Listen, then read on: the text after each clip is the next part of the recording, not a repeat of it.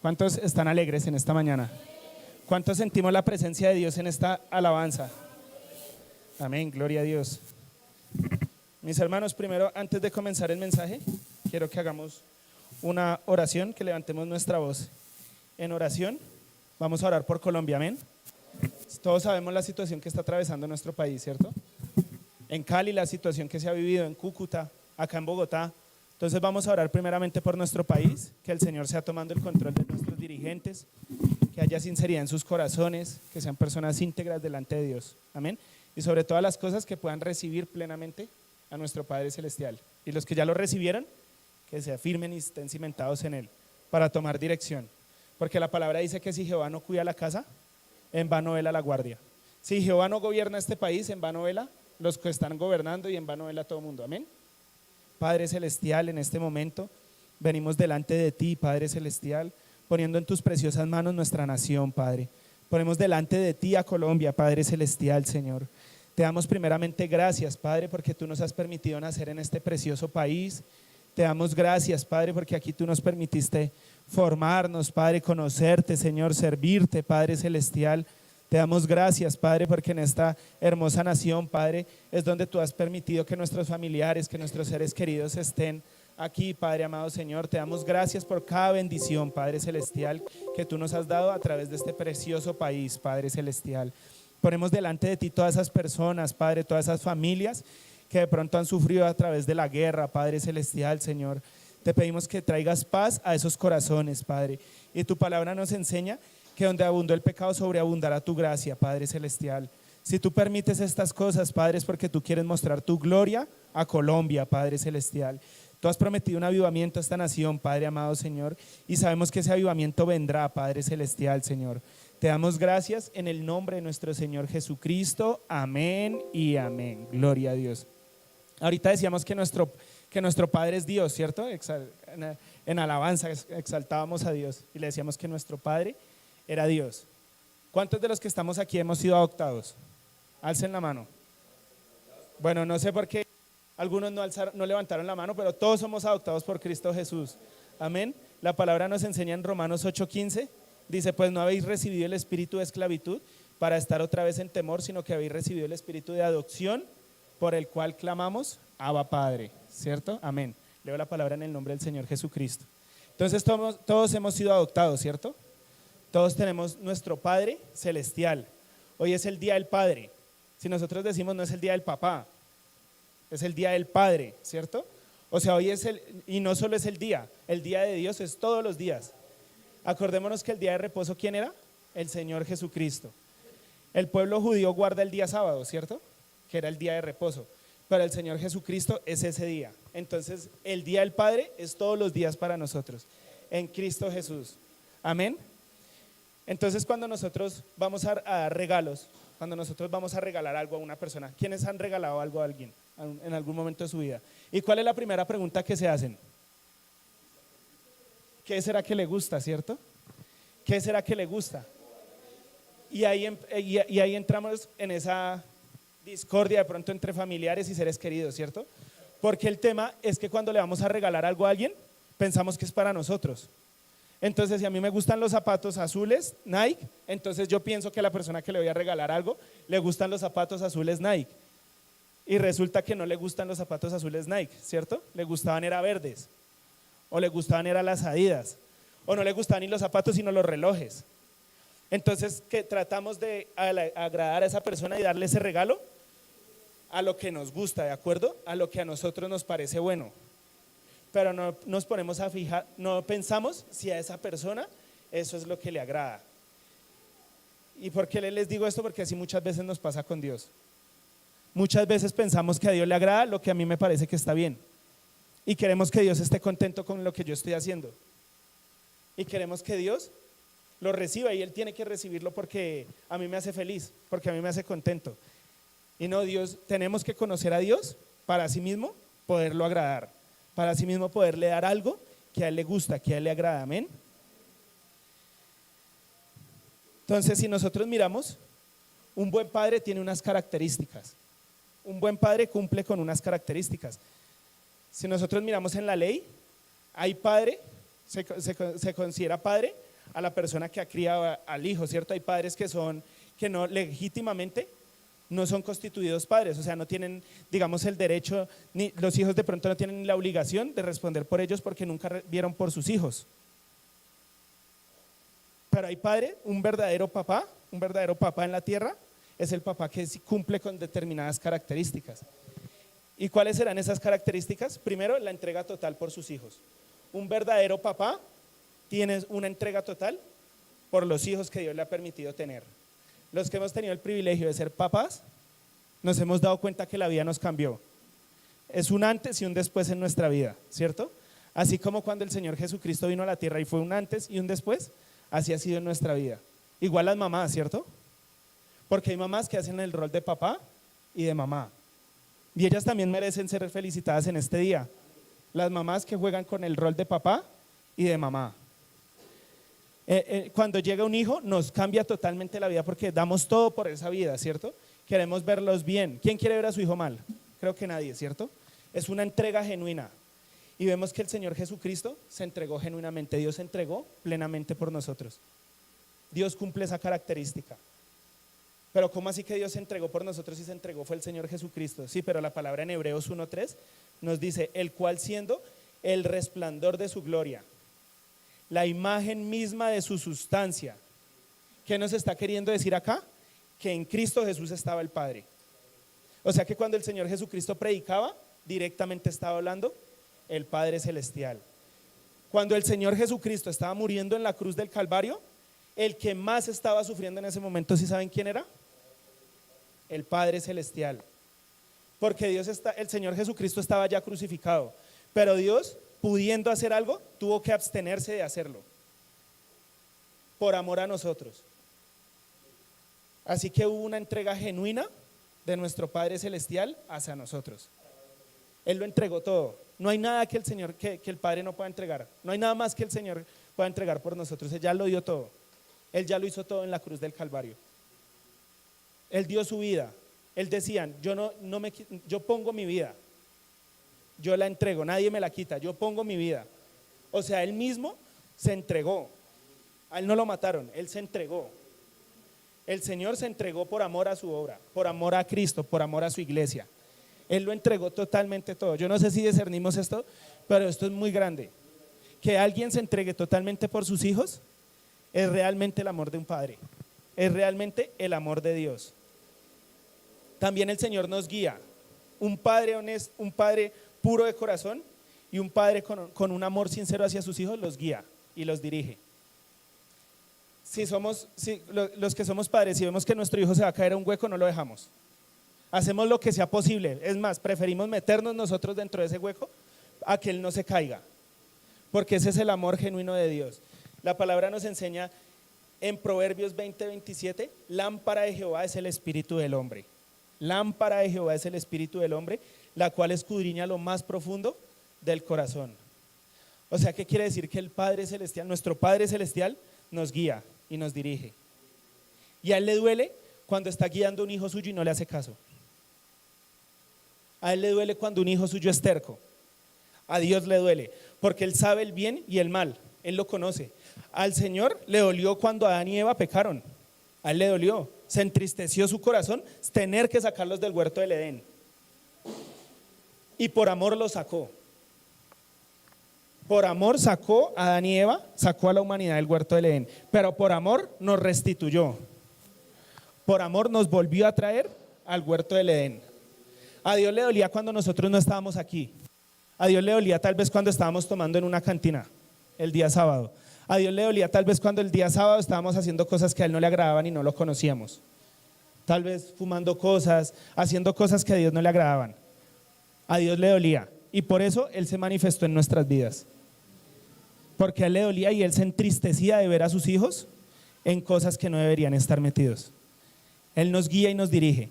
Cuando el Señor Jesucristo le pregunta a Pedro, a sus discípulos, ¿quiénes dicen que era él? Y ya sabemos que unos dijeron que él era un profeta, que él era Elías. Y él les dice que él quién es. Y Pedro les dice, tú eres el Cristo, el Hijo del Dios viviente. En ese momento vemos que Dios le revela a Pedro quién es el Señor Jesucristo, como algún día con nosotros. Y si se lo reveló a Pedro y nos lo reveló a nosotros, es por amor. Es porque Dios quiere guiarnos en la vida, en el proceso, en este corto periodo de tiempo.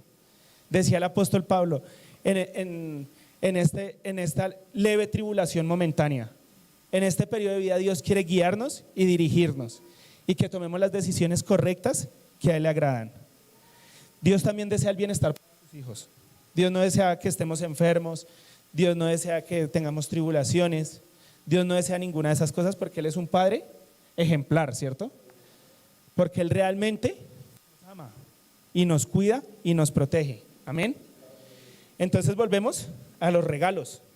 ¿Recuerda que hablábamos hace un momento de qué le regalamos a esa persona? ¿Qué le podremos regalar a Dios? ¿Qué creen ustedes que podremos regalarle a Dios? Bueno, no sé si ustedes vieron lo que yo tengo anotado acá, pero ese era el primer punto, la obediencia. Fue respecto a la lectura bíblica. De hecho, el pastor ya predicó sobre la obediencia. Gloria a Dios. La obediencia es el primer mejor regalo que podemos darle a nuestro Padre Celestial. Vamos a ver 3 grandes regalos que podemos darle a nuestro Padre Celestial. ¿Cuál es el primero? La obediencia. La obediencia. En primera de Samuel 15:22, lo leo en la Nueva Traducción Viviente, dice la palabra: pero Samuel respondió: ¿qué es lo que más le agrada al Señor? ¿Tus ofrendas quemadas y sacrificios, o que obedezcas a su voz? Escucha, la obediencia es mejor que el sacrificio, y la sumisión es mejor que ofrecer la sangre de los carneros. ¿Qué estamos viendo acá que le dice?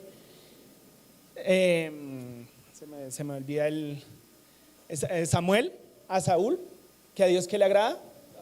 La obediencia, ¿cierto? Más que los sacrificios. Y es que un padre quiere que le demos, que el regalo que quiere un padre que le demos depende a cómo esté el hijo. ¿A qué vengo en este sentido? Cuando tenemos un niño de 2 años, como mi hijo, ¿será que yo le voy a pedir que saque 5 en el colegio? Es ilógico, ¿cierto? Yo a él le voy a pedir unas cosas menores. Entonces, hace unos días, bueno, varios meses, estábamos en la casa y el bebé llegó con una foto de él. Yo no sé de dónde la sacó, no sé cómo, de dónde. El caso fue que llegó con la foto del primer mes de él. Y yo lo vi que venía y llegó y me la pasó y me la entregó. Y para mí ese fue el mejor regalo. Y la metí en la billetera y ahí la cargo. La foto del primer mes fue el mejor regalo que él pudo darme en ese momento a mí. Pero entonces ya cuando el hijo tiene 7, 8 años y está en el colegio, ¿qué puede ser un buen regalo para el papá? Ahora sí que saque 5, ¿cierto? Pero ¿será que uno le va a pedir a su hijo de 40, 50 años que le saque 5 en el colegio? Ya ahora va a ser diferente, ¿cierto? El regalo. Pero siempre, dependiendo de la situación y dependiendo del momento, va a haber un regalo que como hijos podemos darle a nuestro Padre Celestial. Siempre va a haber un regalo. En este momento, cuando Samuel le dice eso a Dios, el mejor regalo que Dios recibía hasta ese momento, hasta esos días, eran los sacrificios y las ofrendas. Era que el pueblo de Israel respetara toda la ley que les había dado, que respetara los 10 mandamientos, que estuvieran allá o entregándole sacrificios. Pero había llegado el momento en el que Dios se le había manifestado al hombre de diferente forma y ya no le agradaban los sacrificios, sino ahora ¿qué le agradaba? La obediencia. Entonces vemos que estamos en un punto espiritual diferente al que estuvo el pueblo de Israel, no peor, porque la palabra nos enseña que estamos sobre mejores promesas. En Cristo Jesús estamos en mejores promesas. O sea que la obediencia realmente es un mejor regalo para Dios que los sacrificios. Cuando obedecemos a nuestro Padre Celestial, realmente Él se alegra en su corazón. Y para darle el regalo de la obediencia, sí o sí, tenemos que ser cristianos maduros. No podemos ser cristianos fluctuantes. Nuestra mente no debe divagar entre 2 pensamientos. Porque la palabra dice que todo el que duda es como la onda del mar. También nos dice que está errado, que ya está en pecado. El que tiene 2 pensamientos en su cabeza ya está en pecado. Entonces nosotros debemos tener la convicción de la palabra. Tenemos que tener la convicción de que Dios está con nosotros. Tenemos que tener la convicción de que cada decisión que voy a tomar es porque Dios está delante de mí. No tomo una decisión y digo, ¿será que? Bueno, de pronto puede que Dios esté delante de mí o puede que no. No, en obediencia tomo esa decisión, sea buena o sea mala, sea fuerte o sea triste. Porque muchas veces en la vida cristiana nos van a decir cosas que nos va a doler en el corazón. pero esa palabra pudo venir de parte de Dios. Y debo tomarla de la mejor forma. Debo siempre discernir quién es mi Padre Celestial en obediencia y ser maduro espiritual para saber guiar y caminar en el camino de Dios. Ese es el mejor regalo que podemos darle a Dios, pero se necesita ser maduros espiritualmente. Y vemos que el apóstol Pablo le decía eso a los hebreos, ¿cierto? Les decía, llevando tanto tiempo en el evangelio, ¿todavía es necesario que todavía necesitan leche? Porque el que toma leche es bebé. Y vemos que le decía también a los Gálatas, ¿cierto? ¿Quién los persuadió? Ustedes que corrían tan rectamente, ¿quién los estorbó? O sea que vemos que realmente sí hay estorbo en el crecimiento espiritual. Y eso es para frenar la obediencia en un hijo de Dios. Para que tal vez no veamos con claridad qué es la voluntad de Dios y empecemos a desviarnos de senda. Empecemos a tomar decisiones en lo humano y no en lo espiritual. Cuando en nuestro corazón no está plenamente la obediencia, es cuando nosotros empezamos a errar, empezamos a meternos en esa encrucijada que Dios no quería ponernos. Y entonces cuando estamos en esa encrucijada le pedimos a Dios que nos saque. O le echamos muchas veces la culpa a Dios y decimos, si yo asisto a la iglesia, si yo oro, ¿por qué estoy acá en este problema? Y lo que no miramos es que no hemos sido obedientes. Es que en nuestro corazón no ha habido esa obediencia plena hacia el Señor. La palabra nos enseña en Proverbios 9, versículo 10. Lo leo en la TLA, la traducción en el lenguaje actual. Todo el que quiera ser sabio, que comience por obedecer a Dios. Este versículo en la Reina Valera dice, porque el principio de la sabiduría es el temor a Jehová. Así. Amén, gloria a Dios. Entonces acá la palabra nos dice, todo el que quiera ser sabio, que comience por obedecer a Dios. O sea que la sabiduría no está en el conocimiento. O sea que la sabiduría no está en el que más sepa, en el que más se haya preparado, en el que más elocuente sea, en el que mejores palabras utilice, sino que la sabiduría está ¿en qué? En obedecer a Dios. Cuando tememos a Dios, vuelvo y lo repito, no vamos a tomar malas decisiones, porque primeramente está el temor a Jehová. Cuando tenemos un hogar y ocurre un problema en nuestro hogar con nuestra pareja y pensamos, muchas veces tal vez se habrá pasado por nuestra mente los que estamos casados, poco tiempo, largo tiempo, sé que de pronto en algún momento ha pasado por la mente, ¿será que me separo? Pero entonces ahí en ese momento es cuando entra el temor a Jehová. Ahí en ese momento es cuando decimos, si yo me separo, voy en contra de Dios, voy en contra de su palabra, esto a Dios no le agrada. Entonces, ¿qué debo hacer? Arrodillarme y clamarle a Dios. Que estoy airado, que estoy irritado, ¿qué tengo que hacer? Primeramente, ser sabio, temer a Jehová. Y para saber qué hacer en esas situaciones, obviamente tengo que haber estudiado la palabra y conocer que a Dios no le agrada la separación, ¿cierto? Somos hijos de Dios y se nos presenta una mujer 60, 90, 60 y revienta, ¿cierto? Y en ese momento, tal vez pensamos si cometer adulterio o fornicación, que está en contra de la palabra de Dios, o despreciar esa tentación.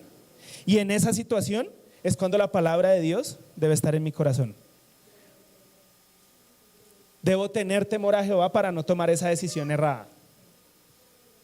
Aunque puede ser guiada por los impulsos y guiada por las emociones, primeramente debe estar el temor a Jehová.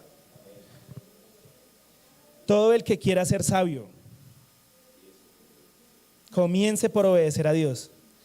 Va estrechamente enlazados. Por eso nosotros éramos ignorantes antes de estar en Cristo. Por eso nuestra vida estaba en un caos total.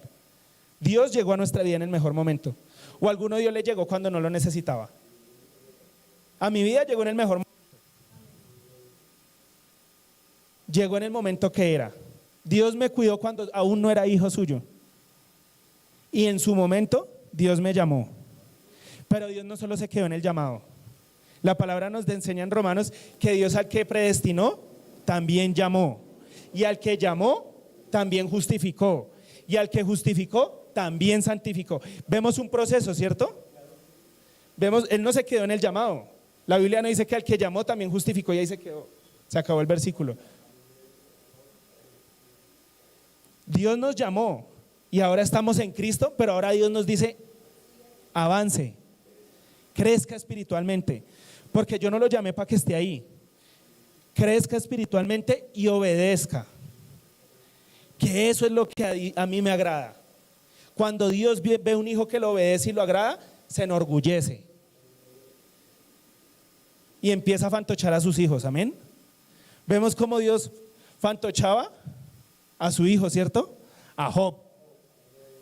Decía, él sí es un hijo verdadero. ¿Y Satanás qué le dijo? Quítale todo y a ver si verdaderamente es un hijo. Nunca se levantó contra Dios, porque había aprendido la obediencia, porque en su corazón había temor de Jehová. Aunque no lo conocía como lo conocemos nosotros hoy en día, porque no había venido el Mesías, él conocía a Dios y en su corazón había temor a Jehová. Vemos que inclusive hasta la esposa le dice, ya critica, levántese en contra de Dios, no ve que tiene lepra, está enfermo, está pobre, y él nunca lo hizo. Porque siempre en su corazón, lo primero era el temor a Jehová. Entonces, si nosotros somos obedientes al Señor, tenemos que ser íntegros. No solo obedecemos en unas cosas y en otras no, ¿cierto? Obedecemos toda la palabra en conjunto, porque la palabra, aunque está dividida por partes, es una sola. Yo no voy a la biblioteca o no voy a donde venden libros y digo, buenas, ¿me vende la parte 1 de la Biblia? ¿O la parte 2? ¿Alguno tiene la parte 1 y no tiene la parte 2? ¿O alguno tiene la parte 2 y no la parte 1? No, la Biblia está completa, ¿cierto? Entonces, debemos ser cristianos íntegros, genuinos en todo lo que hacemos. Y les voy a contar una breve historia rápida que escuché hace un tiempo de qué es integridad y qué es ética, porque a veces la confundimos integridad con ética. Entonces había un señor que se fue a comer pollo con su esposa en KFC y resulta que allá en KFC siempre ellos empacaban, al momento de cerrar, empacaban todo el dinero en una caja de pollo y la amarraban y la empacaban ahí. Entonces en ese sitio en KFC ya habían hecho las cuentas y tenían todo el dinero ahí en la caja. Ahí estaba todo el dinero en la caja. Entonces llegó el señor, tarde de la noche estaba con una mujer en su carro y se bajó y le dijo, vamos a comer pollo. Entonces llegó a esa tienda y pidió el pollo. El señor de la pollería listó todo el pollo, lo cortó, lo picó, lo empacó y lo dejó ahí. Y otro era el que entregaba. Entonces cuando llegó el que entregaba vio las dos cajas y le pasó la caja al señor. Entonces el señor se fue con su caja de pollo, cerraron KFC y él se fue con su caja de pollo con la persona que iba y se sentó a comer. Y cuando abrió la caja de pollo y el pollo se ha convertido en plata, entonces miró esa plata y dijo, no, esto no es de Dios. Entonces dijo, voy a ir a devolverlo. Tenía que quedar bien con la persona que iba también. Entonces se devolvió al KFC y les golpeó y les dijo, señor, qué pena, es que compré este pollo y están todas las ventas del día, no hay ningún pollo. Y le dijo, estábamos desesperados buscando esa caja. ¿Quién se la entregó? No me la entregó el mesero. No, señor, muchas gracias, Dios lo bendiga, usted es un excelente hombre. Claro, era un hombre ejemplar, había devuelto toda la plata. Entonces el señor, el dueño del KFC, tenía un contacto que era periodista en esa ciudad. Entonces le dijo, señor, a nuestro pastor, digamos que era el amigo, el contacto. No es la historia de él. No, él no estaba metido en la historia. En otro país, y sí, fue en Estados Unidos. Entonces llega y tiene el contacto y le dice, señor, esa obra que usted acaba de hacer es de admirar. O sea, es ejemplo para esta ciudad, es ejemplo para nuestro país. Usted tiene que salir en los medios. Y yo tengo un amigo que es periodista y ya lo voy a llamar. Entonces el otro, no, señor, tranquilo, no es para tanto. Yo solo devolví una caja que tenía dinero. No, señor, yo sigo insistiendo, usted es necesario que salga por los medios. Esto que usted hizo es grato. Entonces él coge y le dice, no, señor, la verdad es que yo no puedo dar la entrevista. Y le dice, ¿por qué? Y le dice, porque la señora con la que estoy en el carro no es mi mujer. Entonces era ético porque devolvió la caja de pollo, el dinero, pero no era íntegro, porque todo lo que él hacía no era genuino delante de Dios. ¿Qué somos cuando estamos solos? ¿Será que si somos cristianos íntegros? ¿Si obedecemos a Dios íntegramente? ¿O lo tratamos de agradar en unas cosas y otras las tenemos allá debajo de la cama? Como cuando se barre y se echa el polvito allá debajo de la cama y llega el invitado y dice, uy, pero todo está espléndido, sí, pero vaya a correr la cama, o vaya a correr el mueble, o vaya a alzar el tapete. Debemos ser cristianos genuinos. Y si somos cristianos genuinos, hemos leído este versículo, Efesios 6:2. Honra a tu padre y a tu madre, que es el primer mandamiento con promesa. Un cristiano íntegro honra a su padre y a su madre. Un cristiano íntegro, así su papá o su mamá lo tengan hasta acá, lo honra. Prefiere irse antes de hacer cosas que no debe hacer. Prefiere quedarse callado y aguantar muchas cosas antes de levantarse en contra de ellos. Porque somos cristianos íntegros. Y si acá miramos, dice, honra a tu padre, no dice papá. Y el Señor Jesucristo decía que vamos a llamar solo padre ¿a quién? Así que acá hay una doble figura, ¿cierto? Si leemos el pasaje, podríamos entender que es a nuestro papá, pero dice a tu padre. O sea que Dios está ahí indirectamente. Pero, amén. Espero entonces se haya entendido esa deducción. Entonces debemos honrar a nuestro padre, ¿cierto? Y a nuestra madre. También dos versículos más abajo dice, y vosotros padres no provoquéis a ira a vuestros hijos, sino criadlos en disciplina y amonestación del Señor. Nos está diciendo que como papás no debemos sacarle la ira a nuestros hijos, que no están los niños. Los niños se los llevaron para el cuarto y si no los ponía que les dijeran a los papás, ¿sí ve que usted no tiene que sacarme la rabia? Agradezcan papás que no están los niños. No debemos irritar a nuestros hijos. No debemos abusar de la autoridad que tenemos sobre ellos. No debemos ser posesivos. No debemos ser invasivos en su vida. Somos la guía. Dios nos ha establecido como guía. Dios no es invasivo con nosotros. Él siempre está disponible. Si yo quiero buscarlo a las 2, 3 de la mañana, decía la pastora, el Señor me levantó a las 3 de la mañana. ¿Y Dios no estaba? Él estaba ahí, ¿cierto? Y si en ese momento alguno de nosotros también se hubiera levantado a orar, ahí estaba. Pero Él no es invasivo. Él nos coloca a veces el sentir en nosotros, quiero orar, quiero estudiar la palabra, pero hasta ahí. Él no nos coge de las orejas y nos lleva y nos arrodilla allá ahí. Él coloca el deseo y nosotros lo obedecemos. Entonces ahora, este era de los padres hacia los hijos. Hijos, obedeced en el Señor a vuestros padres, porque esto es justo. Entonces acá los padres se le devuelven a los hijos. Ah, ¿sí ve que usted me tiene que obedecer? Yo no lo tengo que irritar, pero usted me tiene que obedecer. Los hijos debemos obedecer a nuestros padres. No, pero es que yo ya tengo 70 años y mi papá tiene 90, tiene que obedecerlo. Es la autoridad. Así tenga 90, 100 años, así ya que prácticamente no puede hablar, tiene que obedecerlo. Y tiene que respetarlo porque es su autoridad. Hasta el último día tenemos que obedecer las autoridades que Dios nos ha establecido. Y vamos a tocar un punto crítico. Yo siempre digo que todos somos cristianos hasta que nos tocan este punto. ¿Qué punto será? Ese punto, la ofrenda. Todos somos cristianos hasta que llega el momento de la ofrenda. ¿Cuántos se deleitan en la ofrenda? Amén, no alcen la mano por el amor a Cristo.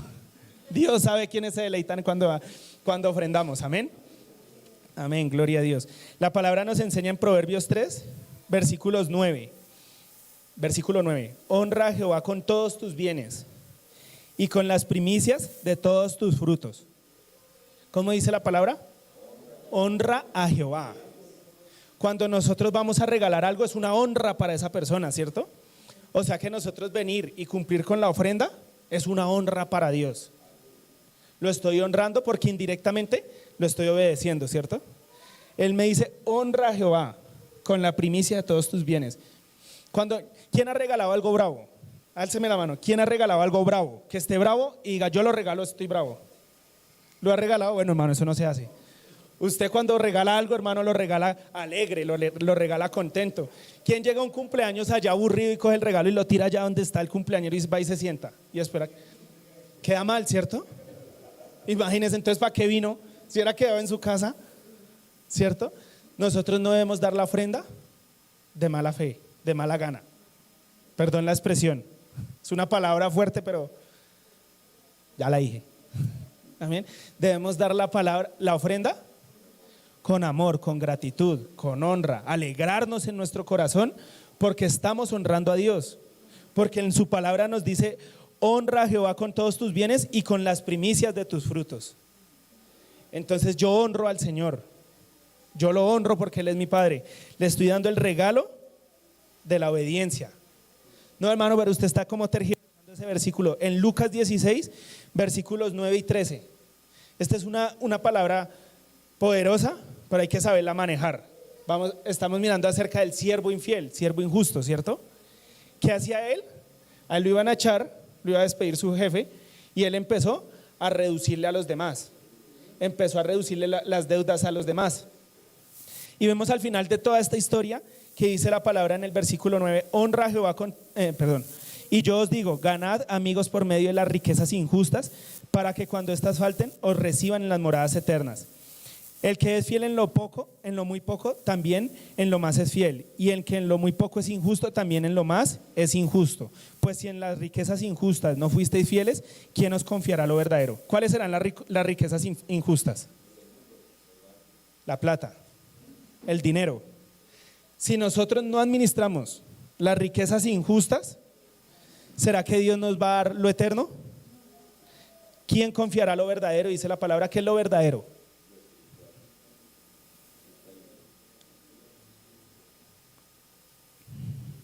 Sabemos que Dios nos va a dar galardones, ¿cierto? ¿Quiénes quieren recibir esos galardones? Pero Dios no se los va a dar a alguien que no sepa administrarlos. Dios primero hace la prueba, ¿cierto? Si fuimos fieles manejando lo injusto, Dios, esa es una prueba de que vamos a manejar bien los galardones. De que en el reino de los cielos, cuando Dios nos dé autoridad, nos dé jerarquía, no vamos a hacer lo que queremos, porque ya fuimos probados como el fuego. Entonces, ¿qué decía el versículo 9? Ganad amigos, ¿por medio de qué? De las riquezas injustas. O sea que el dinero que nos ganamos trabajando un mes, si el Señor me pone a dárselo a un hermano, yo se lo doy. Así me haya costado un mes de trabajo, un año de trabajo, yo se lo doy. Porque sé que esa es una riqueza que Dios me permitió. Dios nos dio la vida, Dios me puso el trabajo, Dios me dio las fuerzas, Dios me llevó al trabajo, Dios supo cuánto me esforcé. O sea que el dinero es de Dios, no es mío. Porque si no hubiera sido de Dios, primero no tendríamos vida para haberlo trabajado. Segundo, no tendríamos ese trabajo.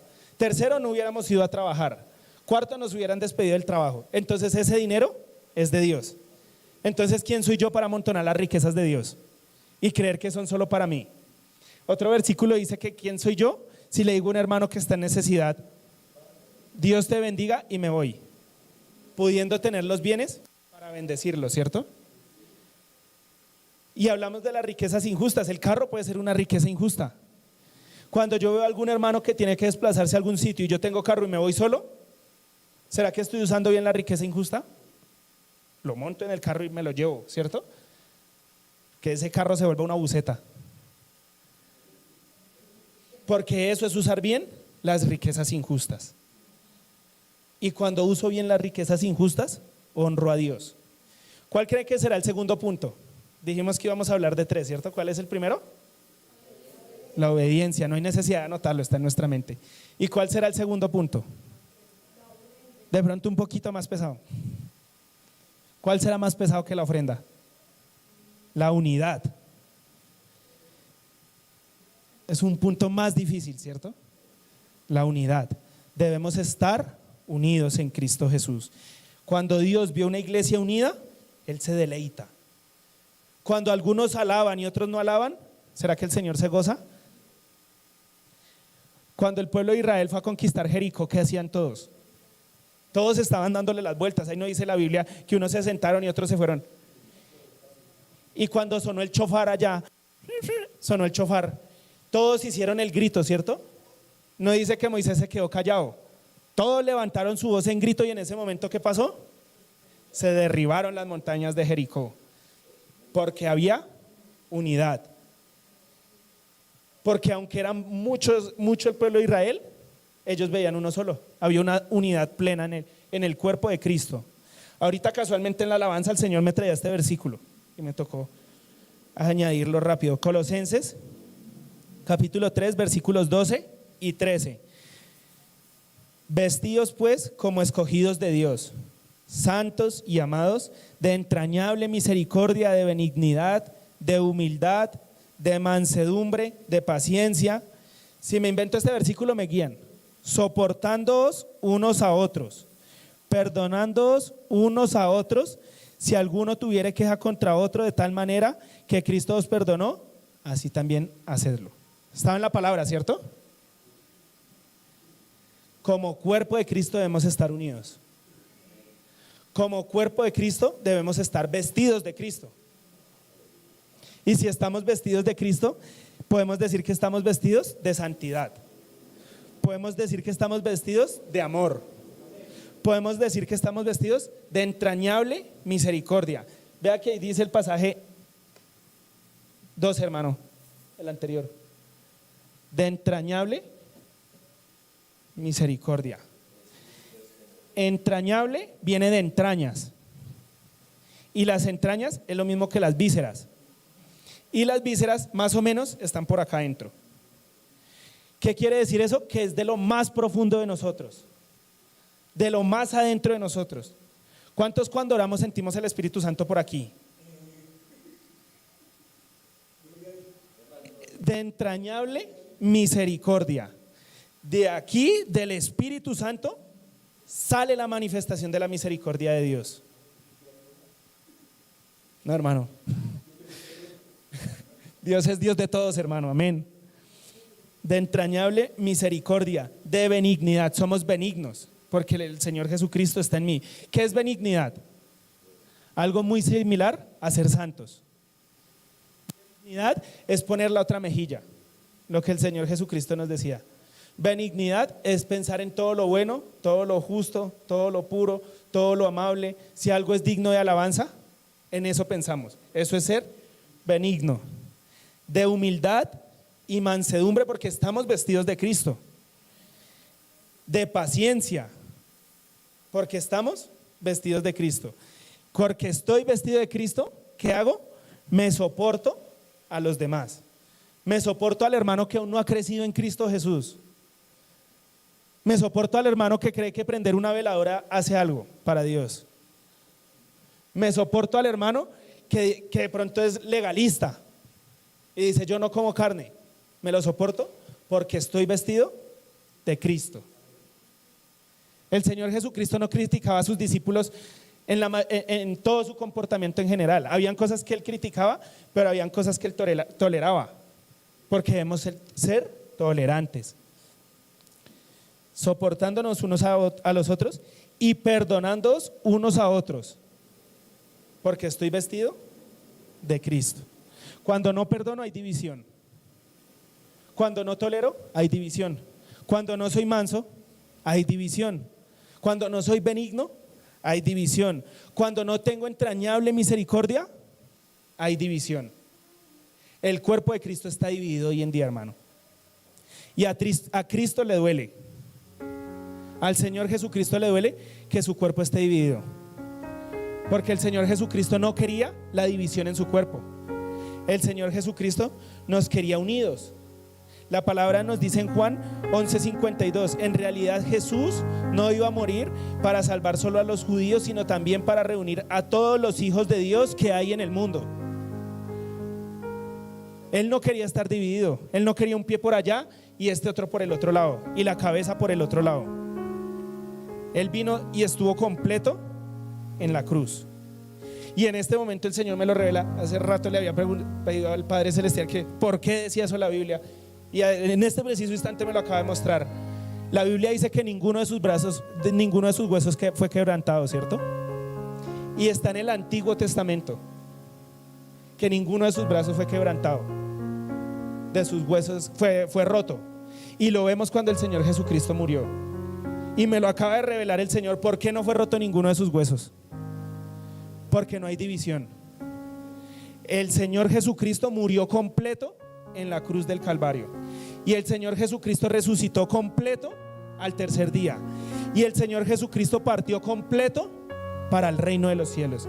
Pero nosotros mismos nos hemos encargado de mutilar el cuerpo. Y con tristeza lo digo, y realmente siento tristeza en este momento. Mateo 23:37: Jerusalén, Jerusalén, que matas a los profetas y apedreas a los que te son enviados. ¿Cuántas veces quise juntar a tus hijos como las gallinas juntan a sus polluelos debajo de sus alas, y no quisiste? Él ya alzó sus alas. El Señor Jesucristo ya nos juntó como polluelos debajo de sus alas. Pero hay polluelos que no quieren estar debajo de Él. Hay polluelos que creen en Cristo y saben que él están debajo de sus alas, pero se quieren salir. Jehová nos guarda como a la niña de sus ojos, pero el cuerpo de Cristo le ha pedido que no lo guarde como la niña de sus ojos, porque en el cuerpo de Cristo hay división. El cuerpo es uno solo, un solo bautismo, un solo Dios, un solo Señor Jesucristo, ¿cierto? Y entonces, ¿por qué hablamos de diferentes tipos de cristianos? Y entonces, ¿por qué decimos cristiano protestante, cristiano adventista, cristiano del séptimo día y una serie de cristianos que dónde están estipulados en la Biblia?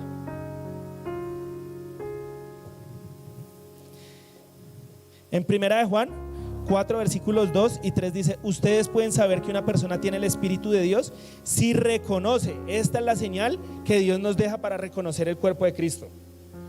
Esta es la señal, la única señal, la única.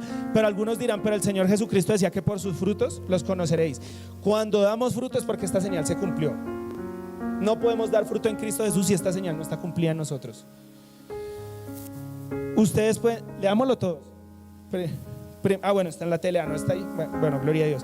Ustedes pueden saber que una persona tiene el Espíritu de Dios si reconoce que Jesucristo vino al mundo como verdadero hombre. Pero si dice, ya se me fue. Pero si dice que esto no es cierto, es porque no tiene el Espíritu de Dios. Al contrario, tiene el espíritu del enemigo de Cristo. Ustedes ya sabían que este espíritu tenía que venir, y yo quiero decirles que ya ha llegado al mundo. La única forma para reconocer un hijo de Dios es que confiese que Jesucristo es el Señor. Y eso es lo que nos debe unir como iglesia: que Jesucristo es el Señor. Que no entendamos todos la Biblia de la misma forma, que no la interpretemos todos de la misma forma, que algunos crean en los dones y otros no crean en los dones. No tiene que generar división, porque la unidad ya está establecida en Cristo Jesús. Porque si hay otra congregación que se reúne y habla de Cristo Jesús, son hermanos míos. Porque si algún hermano no cree en los dones y yo sí creo en los dones, eso no tiene por qué dividirnos, y eso no tiene por qué separarnos. Si el cuerpo de Cristo se uniera a nivel mundial, el mundo sería totalmente diferente. Si dejáramos los debates, si dejáramos las discusiones por doctrinas y nos basáramos en lo que realmente importa, seríamos verdaderamente ese vallado y esa brecha para frenar a Satanás en Colombia. Si realmente el centro de nosotros fuera el Señor Jesucristo y no la doctrina cristiana, realmente el mundo sería diferente. Acordémonos que el Señor Jesucristo, por acá estaba, pero no sé dónde está. El Señor Jesucristo le decía a sus discípulos: aún tengo muchas cosas que deciros, pero no las podéis soportar. ¿Sí han leído ese pasaje, hermanos? Antes de partir para los cielos, Él les dijo a sus discípulos: ya habían visto los milagros, ya habían visto la gloria de Dios, ya habían visto el respaldo de Dios, ya había ocurrido la transfiguración, ya Pedro, Santiago y Juan habían tratado de hacerle los altares a Elías, y bueno, ustedes conocen ese pasaje. Ya había sanado a la suegra de Pedro, ciegos ya habían sido restaurados, leprosos habían sido sanados, ya habían visto todo. Pero el Señor Jesucristo les dijo: aún tengo muchas cosas que deciros, pero aún no las pueden soportar. ¿Qué cosas serían esas y por qué el Señor Jesucristo no las dijo? ¿Qué cosas serían esas que el Señor Jesucristo faltaba por decir que aún no había dicho? Pero Él les decía, cuando está hablando de la venida del Espíritu Santo, ¿cierto? Él les decía: pero cuando el Espíritu venga, Él les va a revelar esas cosas, porque tomará de lo mío y lo mostrará a ustedes. Y digo tomará de lo mío porque lo que es del Padre me ha sido dado. ¿Cuáles serían esas cosas que el Señor Jesucristo quería mostrarle a su iglesia, a sus discípulos, que aún no les había mostrado? ¿Y por qué no se las había mostrado? Porque él sabía que generaba división. Él sabía que aunque era un gran beneficio para la iglesia, había división si la persona no creía plenamente en él. Entonces vemos en la Biblia que él no habló en lengua, ¿cierto? Y no quiere decir que porque el Señor, yo he buscado ese versículo y no lo he encontrado, que el Señor Jesucristo hablara en lenguas. Yo no lo he visto al Señor Jesucristo que diga, y el Señor Jesucristo habló en lenguas. Yo no lo he visto. Pero sí he visto el versículo que dice que él era el Mesías, que él era el Hijo del Dios viviente. Sí he visto los versículos donde él sana y restaura. Sí he visto los versículos donde dice que él fue crucificado por nosotros. Pero ¿por qué no dice que él habló en lenguas? ¿O porque él no habló del don de fe? ¿O porque él no habló del don de sanidad? Y no estoy denigrando los dones. Estoy en el mismo paralelismo, estoy analizando los dos pasajes. ¿Por qué no habla de los 9 dones que nosotros vemos? Sino el Señor Jesucristo vino a enseñarnos, fue a servir, vino a enseñarnos la humildad. ¿Por qué? Porque en esto es en lo que un hijo de Dios debe estar cimentado. Porque esto es lo importante para nuestros corazones. Porque esto es lo importante para la iglesia de Cristo Jesús. Ya cuando estamos cimentados en el Señor Jesucristo, ahora sí podemos mirar los dones. Ahora sí podemos hacer uso de los dones. Porque primeramente en nuestro corazón debe estar Dios para poder hablar en lenguas y hacerlo de la forma correcta. Porque primeramente debe estar Cristo en mi vida para poder ir a dar una profecía. Porque la profecía es necesaria, pero es necesario que la persona que da esa profecía esté maduro espiritualmente y tenga una relación plena con Dios, con el Señor Jesucristo. Lo fundamental de la iglesia es Cristo Jesús. Lo que nos une como cuerpo es Cristo Jesús. ¿Cuántos dicen amén a eso? Amén, gloria a Dios. Entonces debemos estar unidos en el amor de Cristo Jesús. ¿Y eso qué es? El segundo regalo que a Dios más le agrada. Cuando Dios ve a sus hijos unidos, Él se pone contento, Él se alegra, Él se goza. Porque hay unidad. Porque Dios está orando, porque Dios está orando en esa iglesia y esa iglesia está unida, está recibiendo la palabra de Dios. Porque hay sujeción. Porque hay sujeción.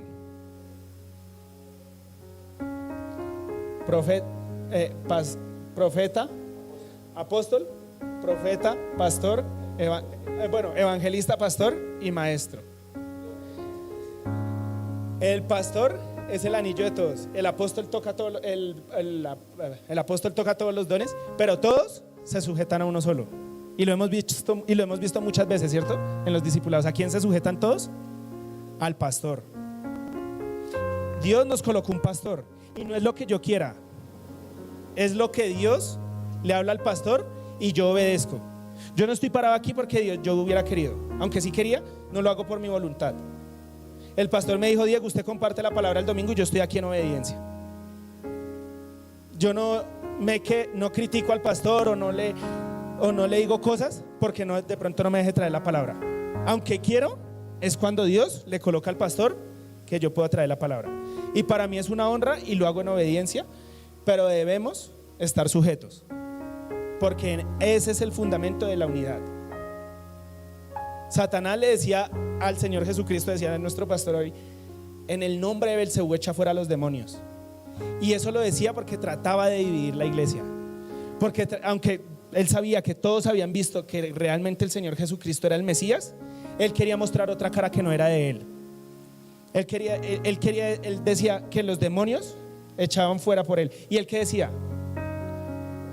si yo echo los demonios en el nombre de Belcebú, ¿será que una casa dividida entre sí prevalece? La división es la que destruye. La división es la que desbarata. La división es la que nos ha soltado como cuerpo. La división es la que ha atacado al cuerpo de Cristo. La división es la que está atacando a Colombia hoy en día. En vez de hablar de temas importantes, se ponen a hablar de por qué no trajo la corbata, o se ponen a hablar de por qué no trajo ciertas cosas, cuando un país tiene cosas más importantes de qué hablar. Cuando como hijos de Dios nos centramos en ciertos dones, yo creo en esto y no creo en esto, y dejamos de lado la conversación más importante y fundamental que puede haber en la iglesia, que es Cristo en la cruz del Calvario. Tal vez se vuelve retórico en nosotros, en nuestra mente se vuelve retórico ahí, y ya de pronto lo normalizamos que Cristo murió en la cruz. Pero si miramos, ¿quién de nosotros daría la vida por la humanidad? ¿Quién moriría por un pecador? ¿Quién moriría por su enemigo? ¿Quién moriría por otro ser humano que tal vez se comporta como nosotros? Ahí hay un gran misterio en la cruz. Ahí en la cruz del Calvario hay un gran misterio. Y si como hijos de Dios nos centramos más en la cruz, decía el pastor hoy, puestos los ojos en Jesucristo, autor y consumador de la fe, Dios se nos manifestaría de una forma increíble, de una forma que ninguno de nosotros tal vez nunca lo hemos visto. ¿Cuál será el tercer regalo que le podemos dar a Dios? ¿Cuál era el primero? La obediencia. No se nos puede olvidar que la obediencia es un regalo para Dios, porque estamos en el Día del Padre, es el Día del Padre.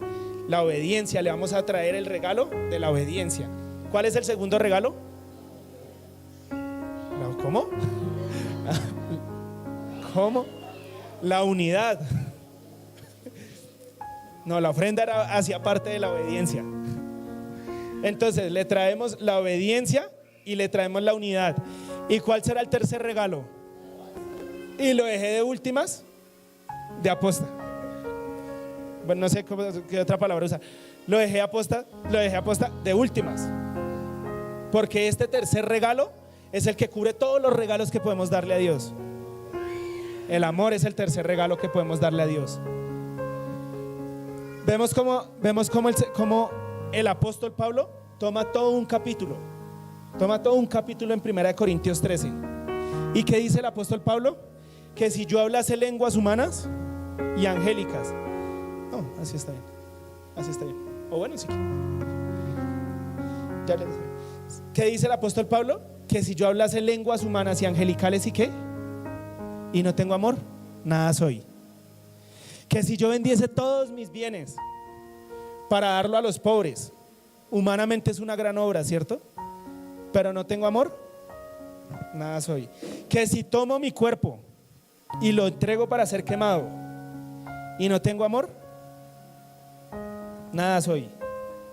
Si yo hago buenas obras y no he entendido a Cristo, nada soy. Si yo ayudo a alguien acá y salgo y maldigo a este acá, nada soy. Porque el amor es sufrido, el amor es benigno, todo lo soporta, todo lo cree, todo lo tolera. Porque el amor no se goza de la injusticia, mas se goza de la verdad. Cuando estamos en el amor nos gozamos de la verdad. Cuando estamos en el amor nos gozamos de Cristo. Cuando estamos en el amor nos alegramos de haber llegado a Cristo Jesús. El apóstol Pablo, estos pasajes son muy profundos, la verdad no lo había discernido de esa forma hasta preparando esta prédica. Filipenses 1 versículos 8 y 11. Porque Dios me es testigo de cómo os amo a todos vosotros con amor, ¿qué? ¿No lo tienen ahí? ¿Con amor qué? Filipenses 1 versículos 8 al 11. Con amor, porque Dios me es testigo de cómo os amo a todos vosotros con el qué.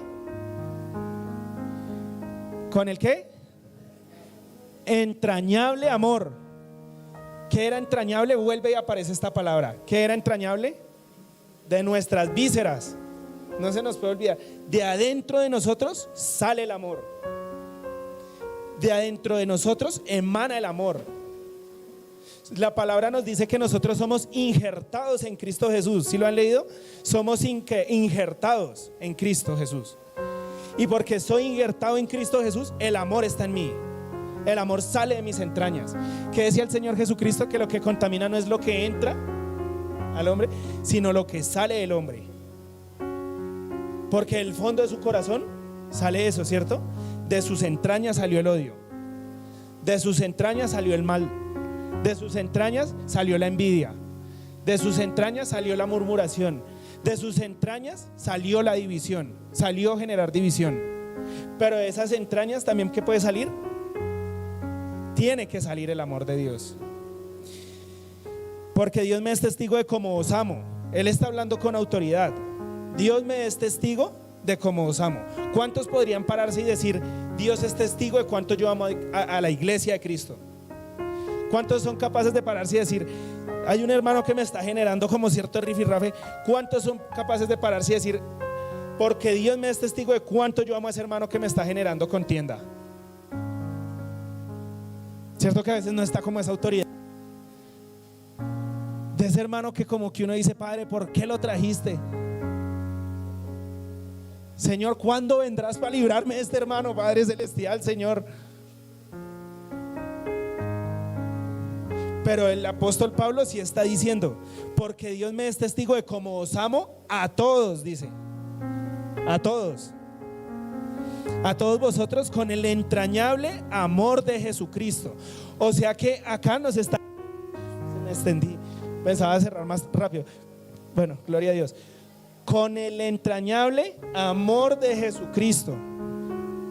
Amor de Jesucristo, ¿cierto? Recalco esto porque lo que nos está diciendo es que no podemos amar por nuestras fuerzas. Que ese hermano que nos está generando ese roce, que parece una lija en nosotros, que nos está ya como lijando, ese fuego que se enciende y trato de apagarlo, no lo puedo amar con mi amor, sino lo amo con el amor de Jesucristo. Con el amor que Cristo me amó, con ese amor yo amo al hermano, con ese amor entrañable. Gloria a Dios. Así no digan amén. Amén, gloria a Dios. Siento como que Dios nos está regañando a todos, a mí también. Por eso dice la palabra que es una espada de doble filo, porque llega allá y llega aquí también. Y esto pido en oración. O sea que el apóstol oraba por ese hermano, ¿cierto? Y esto pido en oración, que vuestro amor abunde más y más en ciencia y en todo conocimiento, para que aprobéis lo mejor, a fin de que seáis sinceros e irreprensibles para el día de Cristo, llenos de frutos de justicia, que son por medio de Jesucristo, para la gloria de alabanza de Dios. Cuando leí este pasaje y me tocó anotarlo para que no se me fuera, sentí que fue una revelación de Dios. El Señor me hacía sentir estos pasajes, en otras palabras, lo que nos dice es que entre más entendimiento de la palabra tengamos, más debe ser reflejado el amor de Dios en nosotros. Ay, ya se perdió. El amor de Dios en nosotros, porque lo que genera en nosotros el amor es la palabra de Dios y el entendimiento. Así que quiere decir que cuando yo entiendo la palabra de Dios, acá el apóstol Pablo decía, y esto pido en oración, que vuestro amor abunde más y más en ciencia y en todo conocimiento, que vuestro amor abunde más y más en ciencia y en todo conocimiento, que entre más entendamos la palabra, más amor se refleje en nosotros. O sea que entre más, cuando yo me siento y le pido a Dios, Padre, revélame tu palabra, realmente lo que le estoy diciendo a Dios es, Padre, dame más responsabilidad. Porque cada vez que el Señor me revela más su palabra, más responsabilidad de amar tengo que demostrar. Porque el Señor no le exige a alguien que acaba de llegar a Cristo que ame a su prójimo como lo ama una persona que lleva 20 años en la palabra y ha estudiado toda la palabra 7, 8, 10 veces. Más amor tiene que haber en la persona que más palabra conoce. Si entendemos los dones, si entendemos el don de profecía, si hablamos en lenguas, más amor debo demostrar. Menos odio debe haber en mi corazón, porque más responsabilidad he adquirido. Entonces debemos ser cristianos maduros. Así no nos guste, así no nos guste, y tenemos que ser cristianos que se esfuerzan por el reino de los cielos. El amor de Dios debe abundar en nosotros. Versículos más adelante podemos ver que el apóstol Pablo había entendido realmente el amor de Dios en nosotros. Si alguien pudo entender el amor de Dios, fue el apóstol Pablo. Si Cristo se le manifestó a alguien, fue al apóstol Pablo. Porque algo tuvo que ocurrir. Yo siempre que hablo de este punto digo, algo tuvo que ocurrir en Damasco, vía Damasco. Porque el que salió, iba para Damasco, no fue el mismo que llegó a Damasco. En ese lapso de Jerusalén a Damasco, algo pasó. Porque salió un hombre y llegó otro. Algo tuvo que ver ese hombre. Porque salió caminando, tal vez en un caballo, dicen algunos, tal vez a pie, y llegó llevado por los amigos porque no veía nada. Aparentemente, humanamente mirándolo, qué pena, es que sonó como Como, bueno, en fin, algo tuvo que pasar en ese hombre porque aparentemente era malo, llegó enceguecido, no veía nada, llegó enceguecido, pero vemos que dentro de él había un gozo y había una alegría plena, porque lo que él había visto, aunque humanamente se veía ciego, lo que él había visto era algo que muy pocas personas podían experimentar, y es tener a Cristo frente a ellos. No ha sido el único. De ahí para acá, hasta el momento, millones de personas han vivido lo que vivió el apóstol Pablo. Yo lo viví. Yo no sé si alguno de ustedes lo ha vivido, mis hermanos, pero yo lo viví. Y puedo darle gracias a Dios que gracias a ese suceso que vivió Pablo, que yo viví, hoy estoy parado acá. Y creo que cada uno de ustedes también lo ha vivido. Y si no, no estaríamos, ¿cierto? Y él entendía el amor de Cristo. El apóstol Pablo entendía el amor de Cristo. Por eso en Filipenses 1 versículos 20 y 21 que decía: conforme a mi anhelo y esperanza de que nada seré avergonzado, antes bien con toda confianza, como siempre, ahora también será magnificado Cristo en mi cuerpo, o por vida o por muerte. Para mí el vivir es Cristo, y el morir es ganancia. Vemos en otro pasaje que él dice que él quería estar muerto, pero por beneficio a la obra, por beneficio al hombre, quería estar acá, porque había entendido el amor pleno de Cristo. Amén. Y versículos más adelante nos vamos más profundo en el amor de Cristo. Empezamos bordeando el amor de Cristo, entrañable. Ahora vemos que profundizó más en el amor de Cristo. Dice que para él el vivir es Cristo y el morir es ganancia. Y ahora nos vamos más profundo del amor de Cristo. Allá solo llegan los maduros espiritualmente. ¿Cuántos están maduros espiritualmente en esta mañana? Y los que no están maduros, ¿cuántos van a seguir madurando? Porque vamos a ir a lo más profundo de Dios. ¿Quiénes están dispuestos a ir conmigo allá a lo más profundo de Dios? ¿O ya están aburridos y no tocamos ese punto? Yo quiero tocarlo, el punto más profundo de Dios. Ver realmente que hasta qué punto entró Pablo en Cristo Jesús para poder decir esto que va a decir, versículos 29 y 30. Porque a vosotros os es concedido a causa de Cristo no solo que creéis en Él, sino que padezcáis por Él. Sino que padezcáis por Él. O sea que Él está diciendo que lo más profundo de Dios es sufrir por amor a Cristo. Ese es lo más profundo del amor de Dios. Cuando sufrimos y no criticamos, cuando sufrimos y estamos allá apresados como estuvo el apóstol Pablo, porque él estuvo físicamente para mostrarnos, para hacer analogía a lo que le iba a ocurrir a la iglesia. Él estuvo allá apresado. Dice la palabra que en lo más se me va la palabra ahorita, bueno, en lo más profundo de la cárcel, en la mazmorra. Y eso está hoy en día en las cárceles. No sé si ustedes han visto el Secot. Hay videos del Secot. Hay un lugar en el Secot, están todos los presos así unidos, pero hay un lugar donde llevan al preso que es desobediente y lo meten en un cierto lugar donde no entra absolutamente ni un rayo de luz, donde es frío y cae agua. El calabozo. Amén. Gracias, hermano. El calabozo. Y allá esa persona, en lo más deplorable de la cárcel, en lo más oculto de la celda, tal vez en esa celda habían conejos. ¿Y qué aprendió a hacer? Capibaras. Gloria a Dios. Ya dejémoslo hasta ahí. ¿Y qué decía el apóstol Pablo? ¿Qué hacía el apóstol Pablo en ese momento? Alababa y exaltaba a Dios, porque había logrado tocar lo más profundo de Dios, porque había entendido que Dios quería verlo bien, pero que Dios también quería que padeciera por él. Y acá que nos diste este versículo, porque a vosotros es concedido a causa de Cristo no solo que creáis en él, sino que padezcáis por él. En Filipenses, este mismo versículo en la TLA, y quiero resaltarlo, dice: Dios les ha dado a ustedes el privilegio de confiar en Cristo y también que sufran por él. ¿Dios qué nos ha dado? ¿El privilegio de qué? ¿Y qué más? Y de sufrir por Cristo. Cuando una persona sufre por Cristo, está dando el mejor regalo que puede darle a Dios. El apóstol Pablo allá encerrado él estaba dando el mejor regalo a Dios, cuando lo estaba exaltando y estaba siendo humillado. Cuando el Hijo de Dios es humillado por llevar la palabra de Cristo, está exaltando a Dios. Eso es lo más profundo del amor de Dios. Por eso dice la palabra que el amor todo lo sufre. Y solo Dios se lo revela al que Él quiere. Pero si pensamos, el amor es lo más grande. Yo amo a mi hijo y sufro por mi hijo. ¿Quiénes no sufren por sus hijos?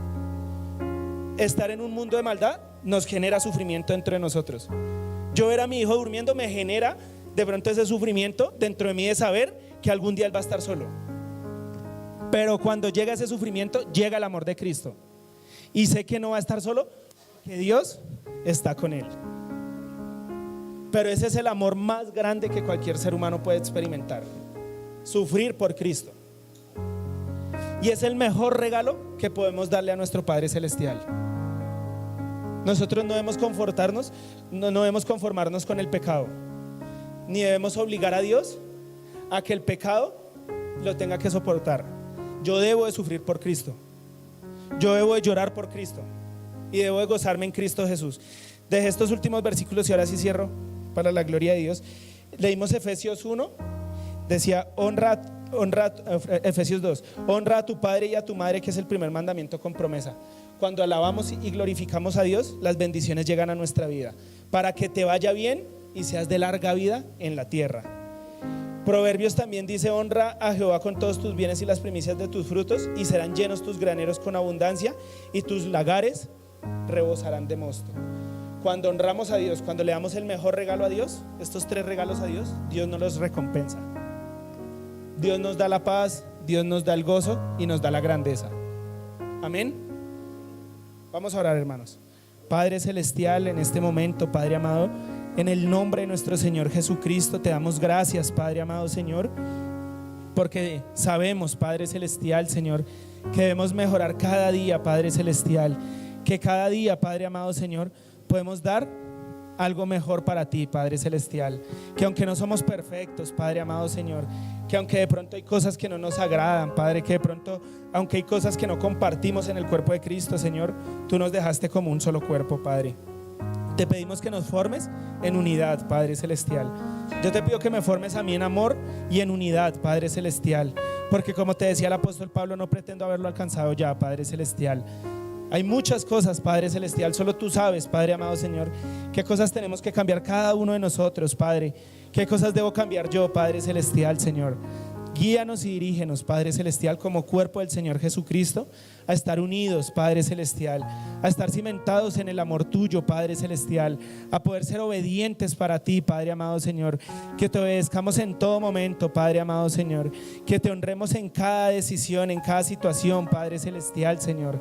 Te damos gracias, Padre Celestial, porque tú eres grande y poderoso, Padre amado, Señor, porque tú te glorificas plenamente, Padre Celestial.